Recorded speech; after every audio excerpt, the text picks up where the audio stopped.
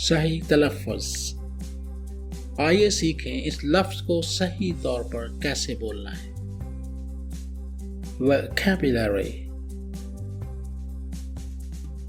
vocabulary, vocabulary, vocabulary, vocabulary,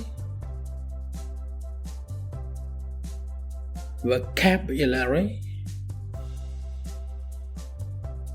vocabulary, vocabulary, vocabulary।